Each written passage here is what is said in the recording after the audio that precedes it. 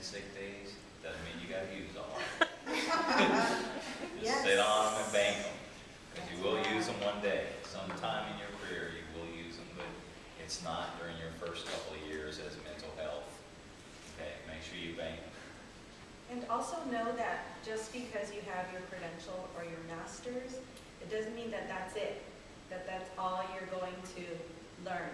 There's still a lot to be learned. There's still a lot of opportunities for professional growth.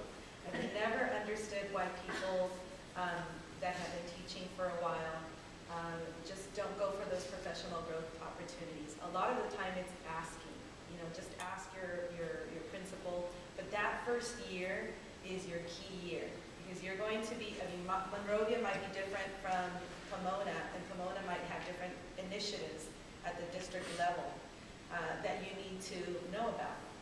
So always know that just because you went in with a paper that says that you can be with these students doesn't mean that that's the end of it.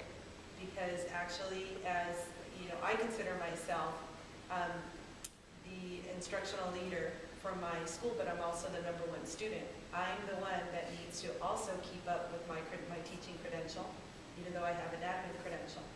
And so you always have to be on top of your game. You have to know what's out there. And right now is the time to look at what's coming in education. We're talking now about Common Core standards. So be on top of that and use this time wisely. Now that you are in school, use it to further your education, of course, but also to lengthen that vision. Because you will get in there. You will. Have faith. And once you get in, this is particularly for teachers, once you get in and, if you truly want to grow, look at the National Board Certification process. If I was doing a layoff, if I had another layoff to do, if I had some nationally board certified teachers in that bottom group, I probably would write a resolution to argue to skip those teachers.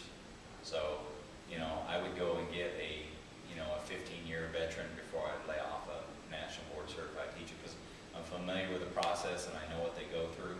It's a very reflective process. You're constantly asking the question, was that lesson effective for these students? And, and so that's, try to learn as much as you can about that process. Any others? No? All right. Well, Darren mentioned about thinking outside of the box and looking up, maybe putting together a grant. I'm actually hosting with the LEC, a grant writing workshop on how to find them and how to write for scholarships and fellowships to fund your internships for your field work. So that's this Thursday. If you have time to come, that's from 5 to 6:30. So like there. She didn't tell me that. That wasn't important. No,